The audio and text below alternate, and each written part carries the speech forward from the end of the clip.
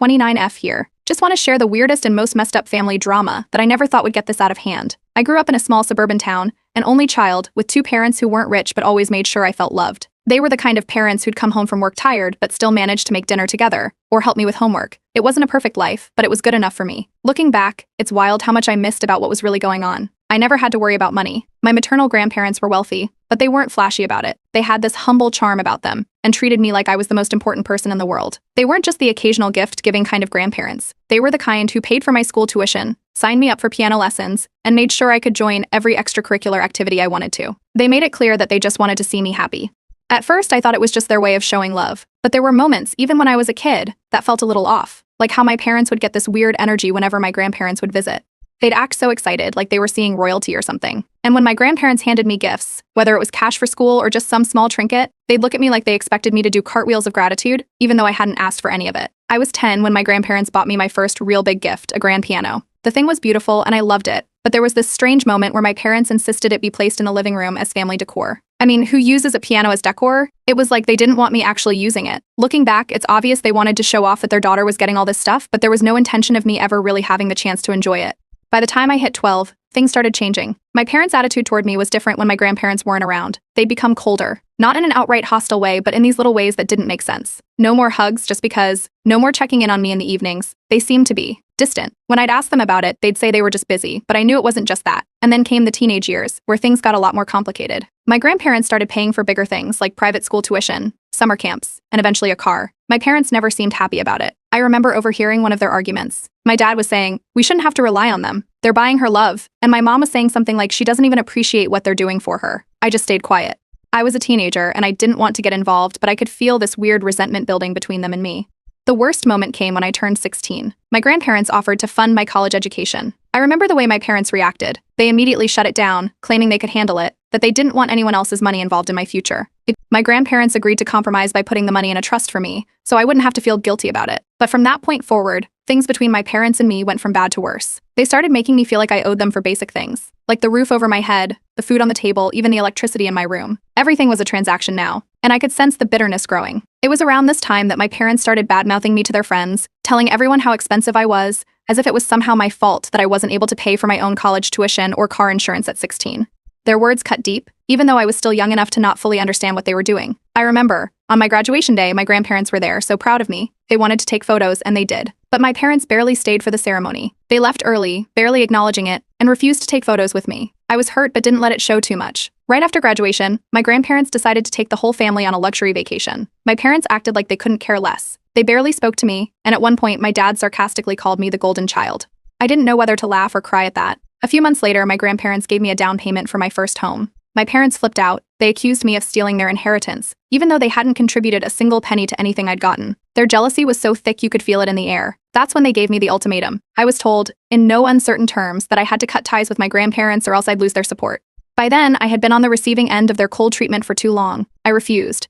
I chose to stay loyal to my grandparents, the people who had always been there for me when no one else was. And that right there was the moment everything truly fell apart. Update 1. So, things started to get way out of hand after I refused to cut ties with my grandparents. What I thought was just an issue of jealousy turned into something much bigger, and I was completely blindsided by how far my parents had been willing to go. It all started with an unexpected phone call. I was sitting at home, trying to unwind after a long day at work, when I got a call from my parents' accountant. The guy sounded a little panicked, like he was trying to figure out if he'd made a mistake. He mentioned that he was working on some paperwork for my parents, but there was something about my grandparents' financial contributions to their household that he hadn't known how to handle properly. He dropped this bomb. My grandparents had been giving my parents money for years. I thought I misheard him. My parents never mentioned anything like this, and I figured they would have been upfront about it if it was true. I ended the call quickly, but the damage was done. That night, I called my grandparents to get the full story. They weren't exactly hiding it. In fact, they explained that they'd been quietly helping my parents for as long as I could remember, covering mortgage payments, bills, and even more, all to make sure my parents didn't struggle. They'd done it because they cared about me, and they wanted me to have a stable home life. I couldn't believe what I was hearing. My parents had been taking money from my grandparents without saying a word. They'd always made it seem like they were doing everything on their own. All those times they'd complained about being broke, it was all a lie. So, I confronted them. I didn't even know where to begin, but I couldn't let this slide. I asked them directly about the money they'd been getting from my grandparents. At first, they tried to deny it, but the guilt was written all over their faces. Eventually, they admitted it. They said it was all for my benefit. They claimed that they'd been trying to shield me from the reality of their financial situation. I honestly don't think I've ever felt so betrayed. Here I was, believing they were doing everything they could, when in reality, they'd been relying on my grandparents the entire time. It got worse. They started talking about how they'd always felt like second-class citizens to my grandparents. They said they resented me for taking their attention. My mom even said something about how they always felt like my grandparents preferred me over them. It was like I'd been the source of all their anger. Everything was my fault for getting the love and support they could never seem to get from their own parents. They didn't even seem to care that their jealousy and bitterness had destroyed our relationship. They just kept blaming me. I didn't know what to say. It wasn't like they had any reason to be upset with me, but they made it clear they thought I had something to do with it. They had no problem taking my grandparents' money, but the moment I found out about it, I was the one in the wrong for stirring up trouble. I reached out to my grandparents to tell them what had happened. They were shocked, like they didn't even know how far things had gotten. They had always thought they were helping, and that my parents would use the money responsibly. It was clear now that they had no idea their help was being misused, and they were heartbroken to find out what my parents had been doing behind their backs. As I dug deeper, I started seeing things I couldn't ignore. I discovered that some of the money my grandparents had given my parents wasn't being used for bills or mortgage payments at all. Instead, it was being spent on vacations, home remodels, and all sorts of luxuries. It was like they were living this double life, pretending to be struggling while secretly living high off my grandparents' generosity. I felt sick just thinking about it. Things between me and my parents spiraled from there. They were furious with me for spilling the beans and accused me of being ungrateful for everything they'd done for me. But let's be real here, they hadn't done anything for me. My grandparents had been the ones supporting me all along. My parents tried to manipulate everyone around us, painting me as the bad guy in all of this. They posted a vague status online about how a spoiled child had ruined everything for them. It wasn't even a direct attack, but everyone in our circle knew exactly who they were talking about. Then, my paternal aunt reached out to me. She'd always been somewhat distant from my parents, but now she was telling me things I didn't want to hear. She said my parents had been terrible with money for years, and had always relied on others to bail them out. She even dropped the bomb that they'd tried for more kids but couldn't afford to, and she thought they resented me for being too expensive to raise. It made sense why my parents were so bitter. They never wanted me to be born in the first place. The whole family started getting involved. Some sided with my parents, claiming I was causing drama, while others reached out to me, asking for details about what had really been going on. The gossip spread like wildfire, and the pressure started building. At the same time, I got a job offer for a high-paying position that would have set me up for life. My parents, of course, couldn't handle that either. They were convinced I'd only gotten the job because of their sacrifices. They started demanding that I repay them for everything they'd done for me, putting a ridiculous dollar amount on it. It was insane. My grandparents offered to step in and mediate, but my parents wouldn't have any of it. They accused my grandparents of playing favorites, which only made the situation worse. I couldn't deal with the constant tension anymore, so I decided to cut contact. It wasn't forever, but it was necessary. The emotional and mental toll this had been taking on me was becoming unbearable, and for the first time in years, I felt like I was making the right choice. Update 2. After I cut contact with my parents, things only got messier. It wasn't long before more family secrets started bubbling to the surface, and honestly, I was starting to realize just how deep this rabbit hole went. It began with my paternal aunt. She'd been reaching out to me more since everything blew up, offering little bits of information that left me stunned. One night, during a long phone call, she dropped a bombshell. Before I was born, my parents were drowning in debt. Apparently, they weren't planning to have kids at all because they could barely make ends meet. The only reason they decided to have me was that my grandparents stepped in and offered financial help. They promised to cover a portion of my parents' expenses to make things easier, thinking it would bring the family closer together. Instead, it set the stage for years of manipulation. I asked my grandparents about it, and their response was heartbreaking. They admitted it was true and expressed regret for enabling my parents' behavior. They thought they were helping out of love, but looking back, they realized they'd only made things worse. What hurt the most was hearing how disappointed they were in themselves for not seeing the signs earlier. They told me they'd revised their will recently, specifically to protect me from my parents. They didn't want my parents to manipulate or contest anything after their passing. It was reassuring, but at the same time, it was just sad that things had to come to this. When my parents found out about the will, all hell broke loose. They started threatening legal action, claiming they were entitled to their fair share of the inheritance because of all the emotional labor they'd put into raising me. I couldn't believe they were using that as their argument. They hadn't even been involved in my life in a meaningful way since I was a teenager, and even then, most of the financial support I'd received had come from my grandparents. But logic didn't matter to them. They just saw dollar signs. Around this time, I was going through some old family photos, hoping to find a few good memories to hold on to. Instead, I noticed something I'd never paid attention to before. In pictures from my childhood, my parents' smiles seemed genuine. But as the years went on, they became more forced. By the time I was in high school, their smiles were practically non-existent. It was like the resentment they felt toward me had been building all along, and now it was written all over their faces. Distant relatives began reaching out to me, some to offer support and others to share their own stories about my parents. It turned out this wasn't the first time my parents had relied on others to bail them out financially. An uncle told me about a loan they'd borrowed years ago and never repaid. A cousin mentioned how my parents had guilt-tripped her family into helping them with a down payment on their first house. The pattern was clear. They'd been using people for as long as anyone could remember. One day, I came home to find a thermos sitting on my doorstep. Inside was a note that read, "You'll need us one day." It was obviously from my mom. She hadn't contacted me directly since I blocked her number, so this was her new way of trying to get under my skin. I threw the thermos away and doubled down on keeping my distance. I blocked them on every platform I could think of, hoping they'd get the message. Instead, they escalated things. A few weeks later, I got a surprise visit from the police. My parents had called for a wellness check, claiming they were worried about me. The officers were polite but clearly uncomfortable, especially when I explained the situation. It was embarrassing, and it only made me more determined to keep them out of my life. Meanwhile, things were going well at work. I hit a major milestone in my career and even won an award. My grandparents were thrilled and celebrated with me, but my parents made no effort to acknowledge it. Instead, they went on Facebook, accusing my grandparents of brainwashing me and turning me against them. Their post was a full-on tirade, claiming they'd been betrayed by their own family. Surprisingly, the post backfired. Childhood friends and even neighbors started commenting, calling them out for their behavior. Some even messaged me privately, offering their support. As their reputation crumbled, so did their financial situation. They defaulted on their mortgage, and when they turned to the extended family for help, no one stepped up. Everyone had finally seen through their manipulative tactics. Despite everything, my grandparents still wanted to help them. They thought about offering to pay off the mortgage, but I convinced them not to. My parents had taken advantage of their kindness for too long, and I wasn't going to let them do it again. The more I reflected on everything, the clearer it became. My parents had only loved me when I was useful to them, when they could use me as leverage to get more money from my grandparents. The moment I started standing up for myself, their true colors came out. They didn't care about me as a person, I was just another tool for them to exploit. Cutting contact had been hard at first, but now it felt like the best decision I'd ever made. For the first time, I could see my life clearly, free from their manipulation. My grandparents and I were closer than ever, and I finally felt like I was building something real for myself. Update 3. It was a Saturday morning when I heard the doorbell. I wasn't expecting anyone, so I peeked through the window. My stomach dropped. It was my parents. I hadn't seen them since I cut contact, and now they were standing on my porch like nothing had happened. I debated not answering, but they weren't leaving. They started knocking and calling my name loudly, making it clear they weren't going anywhere. I opened the door a crack. They pushed their way in, saying they needed to talk. They claimed that cutting them off was tearing the family apart. My dad's tone was angry, while my mom was on the verge of tears. They rambled about how they were my parents and that I had an obligation to them. They accused me of abandoning them and being brainwashed by my grandparents. It was overwhelming and invasive. Before I could process what was happening, my grandparents showed up. A neighbor had spotted my parents causing a scene and called them. My grandparents stepped inside, and the tension in the room became unbearable.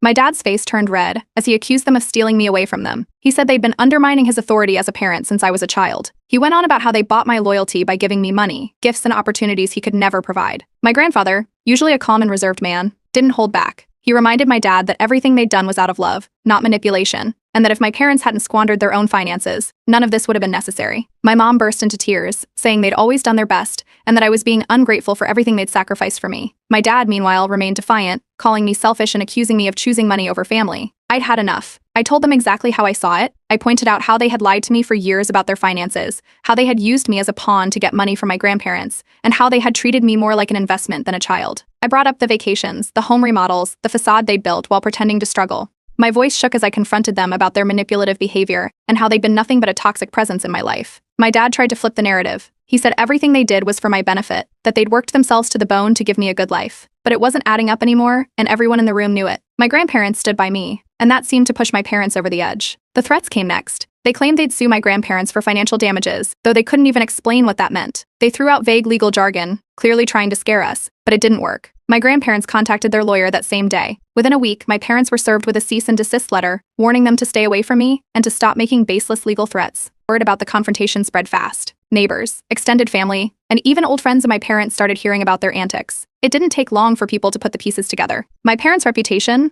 already shaky, took another hit. They'd always managed to keep their manipulative side hidden from most people, but now the truth was out. Even people who had once defended them were backing away. A few days after the cease and desist, I started receiving strange packages in the mail. They contained old family photos and cryptic notes like, "Don't forget where you came from." It wasn't hard to figure out who was behind it.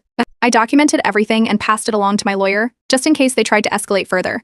To protect myself, I hired a lawyer to ensure they couldn't contest my grandparents' estate or interfere with my life in any way. My grandparents, meanwhile, made a big decision. They cut off all financial support to my parents. They also updated their will, adding even more protections to ensure my parents couldn't get their hands on anything. It was a heartbreaking step for them, but they knew it was the right thing to do. My parents didn't take it well. They had a full-blown meltdown on social media, accusing me and my grandparents of ruining their lives and abandoning family values. The post was long, dramatic, and filled with lies. But instead of gaining sympathy, they faced backlash. People were fed up with their victim act. During one final heated argument, my dad let something slip. He admitted they had wanted more children but couldn't afford it because I was too expensive to raise. He didn't say it directly, but the implication was clear. They blamed me for their financial struggles and their failed dreams. That was the last straw for me. Not long after, my parents' financial situation completely collapsed. They lost their house and had to file for bankruptcy. They tried turning to extended family for help, but no one wanted to bail them out again. Their past behavior had finally caught up to them. I changed the locks on my house, blocked their numbers, and cut them off for good. For the first time in years, I felt like I could breathe.